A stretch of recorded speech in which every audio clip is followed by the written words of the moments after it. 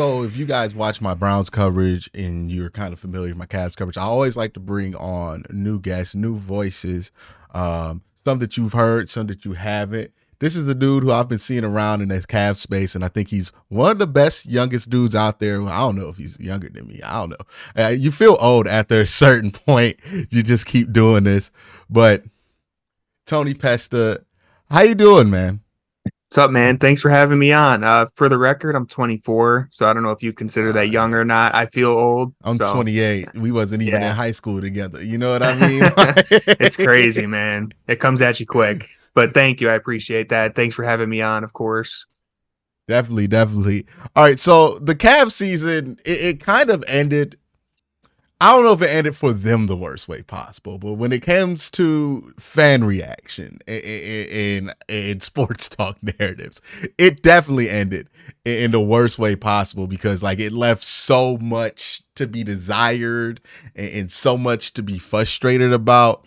What do you think, if we can look past the obvious negatives on how they ended the season, what do you think can be some silver linings to how this playoff series went and some lessons that they have learned that can help this team hopefully avoid that fate again? Yeah, well, they didn't get swept. So that's the first one, right? It could have been a little worse than it was. But I think if you're looking for silver linings, and this is what I've always tried to do with this Cavs team, even when they were a lottery team, is just try and find the little hopes and the glimmering moments where it looks like maybe there's something there. Um, this was a tough playoff series, mainly because it felt like everyone played well below their expectations. But if there was something for me to get excited for, I think Darius Garland had moments where he showed that he can play on the big stage. I was very worried about him after game one. And then, of course, game two, he comes out strong. And like, I really needed to see that because I think if you had a 5-game series where Garland just struggled the entire time, you'd be really getting worried about him. So the fact that he came out big in game two was awesome. Game three, maybe the worst game of his career. But then in game four, I believe it was the second half of that one where he really turned it up again. Just those little signs of life were there throughout the series. Obviously, not as much as you wanted to see because they went out in five, but Darius Garland's performances is something that gives me hope. I think the fact that Donovan Mitchell has proven that he can play better than he did is a reason for hope. Like that's probably the worst potential series you could have gotten from Mitchell. So hopefully it's only up from there. And the same thing with Mobley, really. It's like that was his first playoff series. The defense translated. He was great defensively. The offense just left a little bit to be desired. And it's like he's 21 years old. So, really, if you're going to latch onto anything, it's just their youth and the fact that this was their first try and it was close to a disaster. I think a lot of the fans consider it a disaster. Depending on which day you catch me, I might consider it a disaster as well. But there were little moments there that I think when you pull yourself back from the disappointment, there's still plenty of reason to be excited for this team. Because that's the thing. Watching it, it felt like a disaster. And Yeah. it wasn't like, oh, we're down this one and like we're like the Lakers had a better sweep. Like they got swept in a more comforting way than the Yeah. Cavs went out in 5, Mhm. right? Because if the Cavs would have went out like that, I don't think we're gonna think it's a disaster. But it was like watching the games, it was so obvious, like, oh my goodness, we just can't do anything about Mitchell Robinson or Isaiah Hartenstein. And it was just so frustrating because that's not who you expected to hurt you.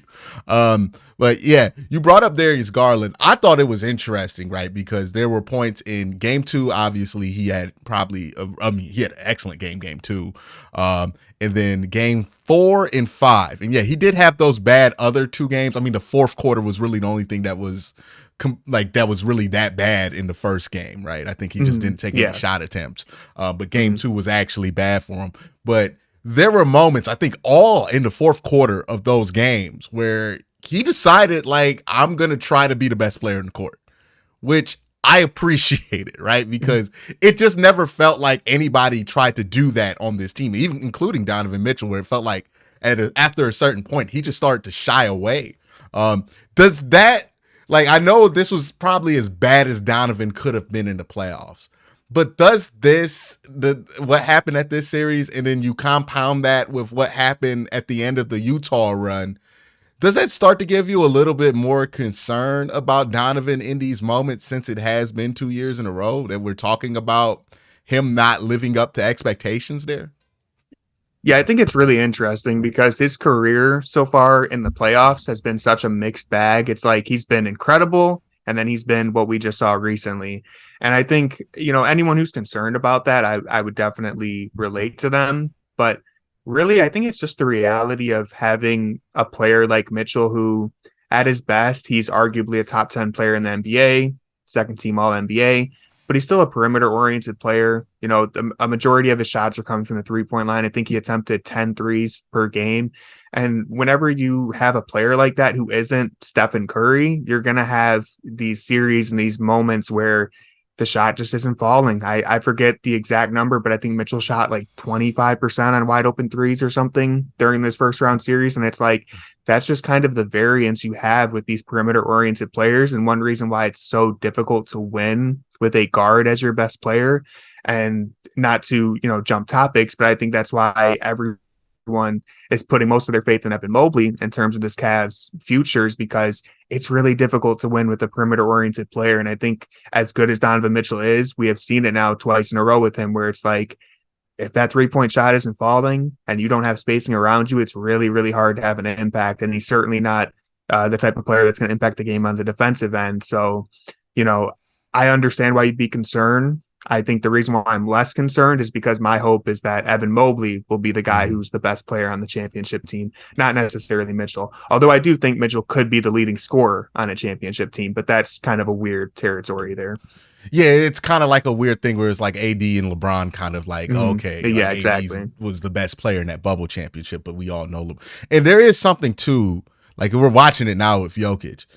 Those bigger guys who can score, like there's a difference between, hey man, he can't be stopped, and there's nothing you can do about this, right? When Giannis is going crazy, there's nothing you can do about that other than foul him, right? LeBron's another one where, when he's dominant, there's nothing you could do other than give him an and one. Like the bigger guys, I think that's part of the reason why we weren't so gung-ho on putting Steph Curry up where we're willing to put him now, because up until last year, 2021, we didn't see Steph get into the zone where it's like, oh, there's nothing you could do about this, actually. Like, even if he's not shooting well, there's nothing you can do about that. We're seeing this with Jimmy Butler, where it's like, okay, he could just will his way to a basket. And I think that's one of the things with Donovan Mitchell is he's a really good basket guy. I don't know if he's at that point yet, or if he'll get to the point to where it's like he can just get some buckets at will. Sometimes he does do it. It's just not consistent, right? And that's when it's kind of like Jason Tatum-ish, where it's like, I would love if you just like in these moments, you had somewhere on the floor where you're just going to decide, I'm going to own this part of the floor. You're going to know I'm trying to try to get this shot. I'm shooting it. Like, this is my shot. I'm going to do this. I'm going to get to here. Cavs don't have that right now. We talked about it with Evan Mobley.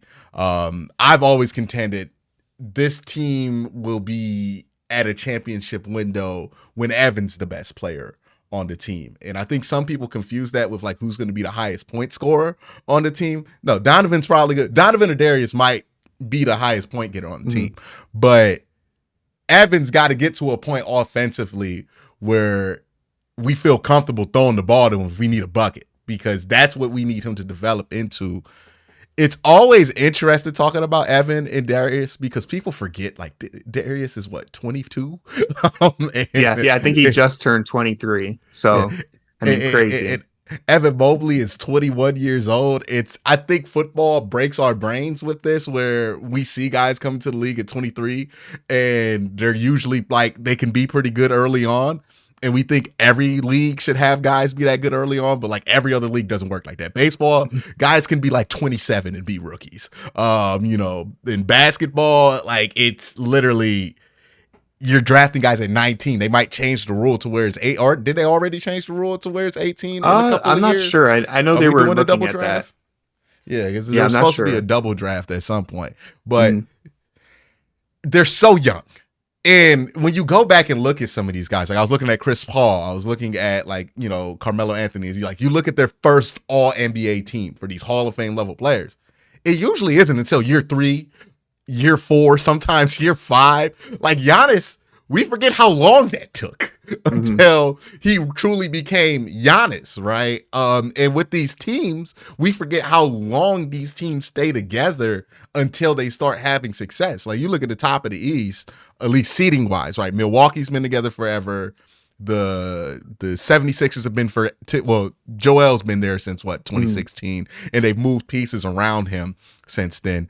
And then you've had that Boston Celtics core. It's funny because like in my mind, since I'm old, I think, oh, that's the young Boston Celtics, but they're not the young Boston Celtics anymore, right? They're not the team that has the lottery pick to spare back in 2017 and they have Kyrie who's injured. No, this is the old Boston Celtics team, or at least a matured Boston Celtics team because they've been together forever, right? Like Hmm. 5, 6 years. It's forever in NBA terms. Then you look at the Cavs and like I think people want it right now. And I don't think it's gonna happen right now. I think honestly, if I'm being realistic, you're probably got a year or two of winning 50 games. And maybe get into the second round, maybe get into a game 6 in the second round, but you're gonna hit the window. You're gonna start hitting a ceiling until you know Evan, and maybe it could be DG if he can be like, I know JJ Redick thinks he's like the next Chris Paul, but even then, there's like only so far that prime Chris Paul went on the Hmm. Cavs.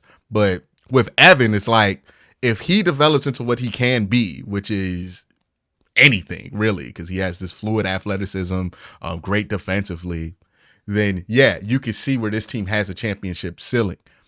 How long do you think that's going to take? Yeah, I think I agree with a lot of what you said. For me, entering the season, my goal for them was always just to get to the second round and like have a competitive series. So obviously they fell short of that, but it's going to be a process. I know a lot of people want it right now, and I think part of that is because of the Donovan Mitchell trade. It kind of felt like an all-in move, but it's important to remember that even Donovan Mitchell is just 26 himself. He's also on the younger side of things too. So this was always going to be kind of a long-term thing. You mentioned a lot of the teams that have been together forever. It's like if you look at the two teams in the finals right now, Denver and Miami, I mean, they had Mm. every reason to feel like they could have blown it up last year, 2 years ago, or whatever, but they stuck with that core. They kept building around it. And now one of them's going to win the championship. And that's just kind of how it works in the NBA sometimes is you got to keep rolling with what you got. You got to keep trying to improve on the margins and improve your supporting cast. And eventually an opportunity is going to be there for you and your stars have to perform. And so for the Cavs, the obvious concern is can you keep Donovan Mitchell long term? I'm just going to operate under the assumption that he'll be here for at least another 2 or 3 years. And in that case, 2 3 years, I think you can make a run at the finals for sure. You get Garland a little more experience. You get Mobley, round out his offensive game. Like, will they compete by next season? I doubt it. I hope next season is when you get like maybe a conference finals run or a deep second round, like 6 7 game series. But I wouldn't expect them to compete next year either. I think it's really a 2 3 year plan for them. And the last thing I want to bring up too, because you mentioned the age, this is something that I found yesterday that I thought was interesting. The average age for the starting lineups of the last 10 championship teams, so the average age for their starting lineups was 28.7 years old. So basically 29. The Cavs starting lineup this season was 23, an Mm. average age of 23. So they're well behind where most teams usually are. And the youngest team to ever win the championship was the 1977 Portland Trailblazers. Their average age was 24. So even that was older than what the Cavs were just working with. So That was just before like something the to keep in 3-point mind. line. Oh yeah, that was forever ago, man. So it's just something important to keep in mind when you feel frustrated with this team. It's like I know that playoff series was below what you would have wanted, but they still are really on track to be a good title contending team when their time comes. They're still a little behind in the schedules. Well, they're ahead of schedule, but they're behind where people think they are, I guess is what I'm trying to say. Yeah, and it we forget how long it takes and like Mm, how long an NBA career can be because like like LeBron's obviously like an extreme example, right? But each time he's changed teams, he's been a different player. Like mm, his development has just been crazy, right? Like his first 7 years in Cleveland, he wasn't anything like what he would be like when he came back to Cleveland in 2015, right? Because that was when he had more of a consistent jumper. He was had more of a perimeter post up game. Like it's fascinating to me how much these guys can add to their games as they get older, and how important that is. What do you think? like, what do you think if Evan Mobley pans out? What player? Because I hear all the comps in the world about him. What player do you think that looks like, right? With Evan, if he gets to the point to where we're like, okay, we can have championship hopes because we have Evan Mobley. What player do you think that looks like, or range of player? Yeah, I mean, Evan Mobley, there's like 100 players you could toss at him as comparisons, and I think it's so fun because he's really a guy who could take pieces from all of those different comparisons, right? Like he's got a little bit of Kevin Garnett in him in terms of defensively and just his build. You can see a little bit of, Anthony Davis if he's able to expand his range. You can see I'm someone who really loves the Sabonis kind of. Jokic is way too high for me to compare him to, but like the Sabonis kind of comparison of like you could give the ball to him on the elbow and let him create plays for others. Like he's still got a lot of room to improve in that department. But I do like his court vision. I think he is someone who at one point could be an offensive hub where, like I said, offense is kind of stagnant. You just give it to him on the elbow and let him make a play. That's something I would love to see from him. But if I had to pick one, I guess I feel like Kevin Garnett is one that always stands out to me because I don't know if Evan Mobley will ever be a 3-point shooter, but I could see him killing it in the mid range like Kevin Garnett used to. Obviously, defense, like we said. So I think that's what I'm hoping for with Mobley is he just has to be a threat offensively to score outside of the paint because he's already great in the paint. I know he's lacking muscle and he kind of struggled against the Knicks, but he shot like I think 80% or something in the paint this year. It was nuts. He took a huge leap in that department, but where he didn't take a leap was shooting. He kind of took a step backwards. And so if he can even give them enough spacing to where he's stepping out into the mid-range area, maybe even taking like post fadeaways, like that's what I would like to see from Mobley. I don't know if he'll ever be a knockdown 3-point shooter, but if you get into a Kevin Garnett type of situation where he's just money from the mid-range, I think that goes a long way for his career. How much of like his inconsistency shooting? I feel like that has a lot to do with the fact that he's just not done growing.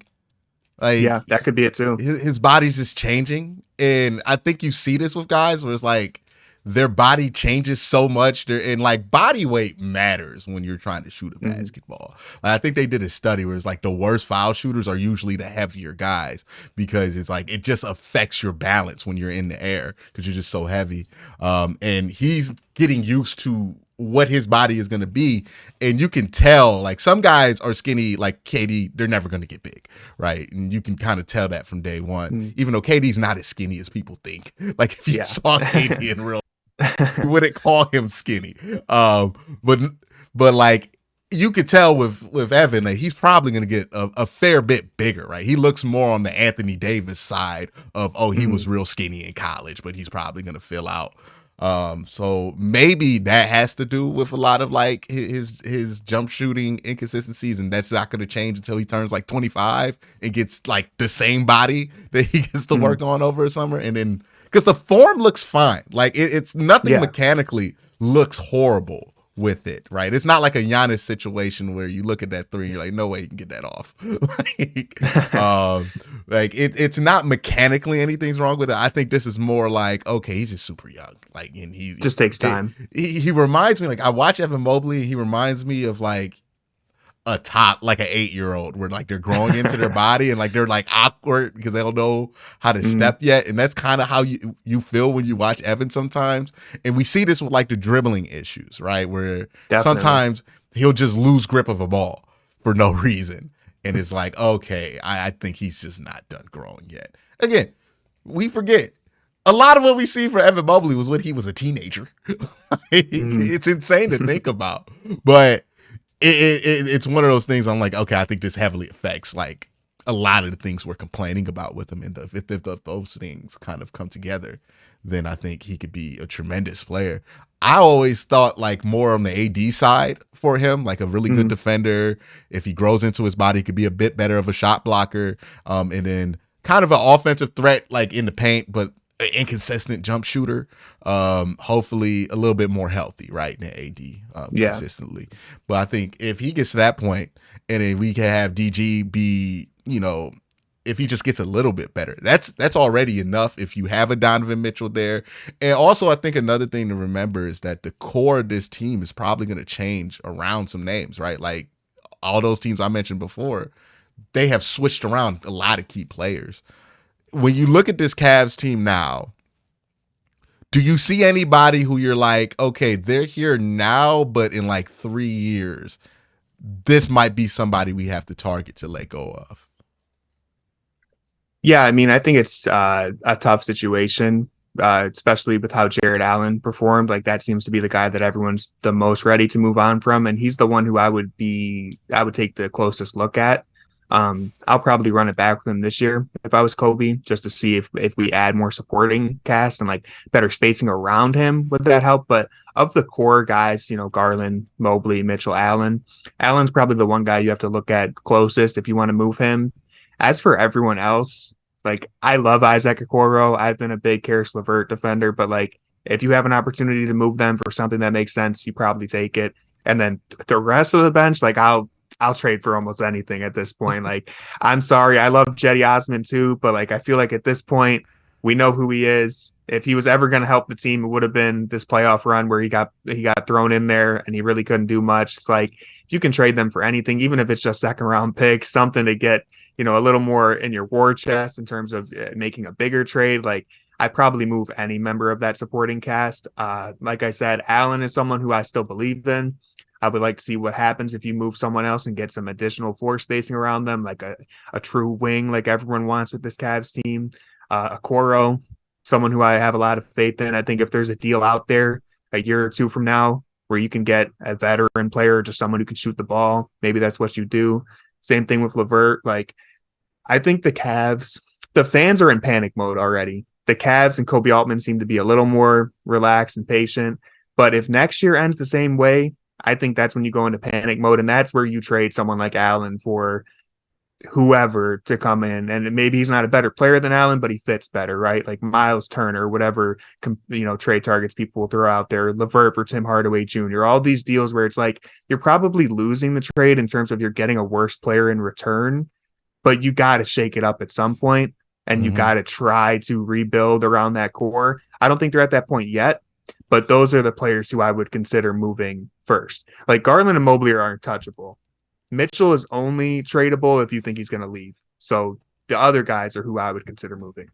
Yeah, and I think Jared Allen, the more I think about it, right, because I was furious at him during the season, during the series. Everyone was. But I think he's more or less a victim of the lack of depth on this team, right? Like, I think that's what happens when you don't have depth, is stuff like that, because you couldn't adjust. You like that. I know people wanted JB to make all of these adjustments, and he did some adjustments. We can argue about if they were the best adjustments he could have made, but there was nothing he could do. Like what, put Robin Lopez in the game? Like exactly. There was no real solution there for the problem that the Cavs had, and I feel like if Jarrett was on the team that could protect him a little bit better, I think we're having a much different conversation with him, because he just wasn't up for the task that they asked him for. I know he kind of compounded it with the bright lights quote, and that was, it was not a good. They should have just not did press conferences after that. But it was one of those things where it's like, you should have, if your guy can't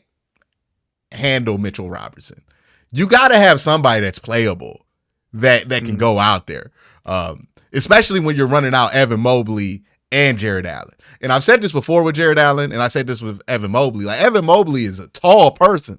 He's not a giant big, right? Like there's a weight issue with that. Jared Allen, he's what, 6'9"? So he's kind of an undersized center, and we've seen this when like he goes up against Embiid. And we only talk about it because like Embiid's supersized, but he's not the biggest center in the world. Like, he's not the heaviest dude in this Cavs lineup because of how they want to play offense. They're not the heaviest there. But if you do run into an issue where, like, hey, you're going to probably go up against Robert Williams if you play the Celtics. You're going to go up against Embiid if you're the Sixers, if you're going against the Sixers. I mean, like, we're seeing what Jokic is doing right now. It looks like that's going to be the team in the West for a while if they keep playing like that. And Jokic, I mean, that's a different problem. We saw AD not be able to handle that. And AD is one of the best. Like, so that's kind of one of those things where it's like, as I get further away from it, I'm like, this is what happens when you don't have much depth, right? You can adjust, that the other team can exploit that. And that's what because like, I think we talk about playoff depth is like who's going to come off the bench and what rotations are going to look like and who could score and what team has the most bench scoring. And I think the best thing about having a good bench is your adjustments, right? This Golden State Warriors were the kings of this back in the Mm-hmm. day, where, okay, we're struggling in a series. You know who we're going to play? Kevon Looney. And all of a sudden, their problems are solved because Kevon Looney is doing all of the things that you needed, right? Like, that's the kind of adjustment that they needed. They needed to throw a Kevon Looney or somebody in there. Mm-hmm. Obviously, not actual Kevon Looney because he's not available. But they needed to be able to have an option like that where it's like, okay, we're getting out rebounded. We're getting out hustled. We need to put somebody bigger there who can secure more rebounds. Let's go Kevon Looney and run a different lineup out there, right? Because Draymond's not the biggest guy. He plays center sometimes. That's how they protect him, by having other guys in there. David West was there for a while. Maurice Spates, right? They always have these guys who can kind of just come in. If you need that, they can give you that so it doesn't become this thing that's unpluggable.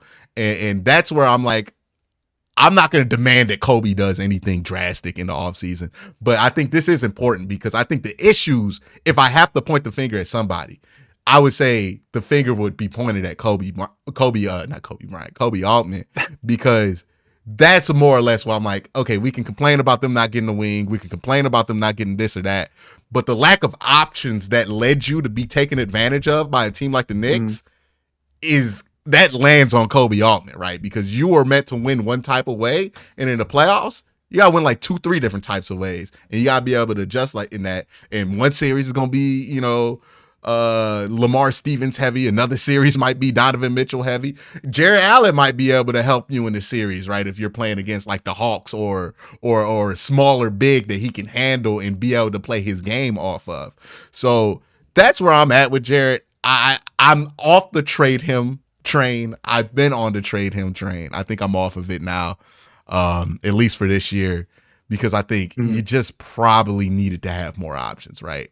And I don't know what led to that. And it's something that we never talked about during the season. It was like, hey, like we should probably have a backup big here, or at least I could change the pace. Losing Kevin Love at the deadline, I think, hurt there, because that was like your depth in that department. But and I mean, I know not people hear Kevin Love and they go, "Oh, he wasn't going to do nothing about Mitchell Robinson." Look, man, Kevin Love is one of the best rebounders. That's all you needed. I don't care if he shoots 20% from the 3-point line. If you can put a body on someone, like, not only was Jared Allen just in a bad matchup, but he was also forced to play like 40 minutes a game in that bad matchup. It wasn't like he could take a break. It was like he was getting pummeled on the glass and he had to stay out there and just take that beating. Worst part was that they could take breaks, right? Because Isaiah Hartenstein and Mitchell Robinson were a tag team. Just like tag teaming on him. You couldn't rotate him out because like nobody could play in. Like, I know everybody loves Lamar Stevens, but like, you're not gonna play Lamar Stevens at the 5 in the playoffs for the first time all season. No. And that's one of the other problems with their depth, is that like, not only do you not have many, like a traditional backup big, but it's like everyone else on this team is like 6'5". Like everyone else is so short. The rest of the starting lineup was 3 guards. It's like, not only are Jared Allen and Evan Mobley being forced to play 40 minutes out of necessity, but they're doing it with an undersized supporting cast around them. Like Darius Garland, I think he could have been a little more active on the glass, but like he's not going to turn the tides in that department. Lamar Stevens, great point that you mentioned, like you can play him for short bursts, but you're not going to play him long term at the 4 or 5 and think you're going to win that matchup. So there's just a lot of things Kobe has to do to improve there, and maybe he should have done it at the deadline. It's one of those things you got to live with it and learn from it and move on and try and address it this offseason. It is one thing to be undersized on your bench. It's another thing to be undersized when your starters are undersized. Yeah. That's the thing where I'm like, okay, there was something that was very exploitable here with them. So we'll see what Kobe does there, because like, I think that's, if I could point to one thing and why that series only went to 5 games, you could say Donovan Mitchell like underperforming. I think that's certainly a part of it, right? Because I think you still have a chance in that series with all of those issues if Donovan Mitchell just plays a little bit better throughout the series and more consistently. But I think the other thing is just like, you just didn't have options to switch to. Like, and it makes JB look like an idiot because he's not making any adjustments. But it's like, he has no moves to make. Like, he has no other cards. He can only play the starters. And we knew this was an issue during the regular season because I think we logged the most starter minutes of any team in the NBA, right? Like, we were playing our starting 5 a lot against like the Hornets. And that tells you like there's an issue. We don't have enough pieces around it. Like Diakite is the backup. It could be the backup center, right? He's smaller than Jared Allen. So like what is the point of having somebody like if the backup isn't going to be an adjustment piece? And I think this is probably something that JB's going to learn too, right? Because this is stuff you learn by going through a playoff series. Like, okay, I need to sometimes keep a guy like this on the roster just in case. I need to switch to this kind of style play. And I think that's the lesson that like everybody in that team learned was like, okay, we could not adjust. Like this is not a 5-on-5 tournament, the playoffs, right? This is a chess tournament with basketball involved. And I think that's what caught the Cavs off guard was that they just didn't have any adjustments that they could make. Even if JB was Greg Popovich, what's Greg gonna do? Like, Dean Wade wasn't saving them there. Like they needed something else. And like every time he tried to do something, we were furious about it because he's got to throw Dean Wade in the game. Like, there was not much available for him to do. I think Rolo being the backup center, I think that kind of blew up in their face like very early on in the season. So great locker room guy, but it was clear that Rolo didn't have much left in the tank. No, he's not his brother. But it's gonna be interesting to see what they do. I think the Cavs fans, I think they could use a nice, measured, calm, acknowledging why everybody is furious conversation, but also look at some other reasons on why this happened instead of just being outright mad. Felt like we accomplished that today.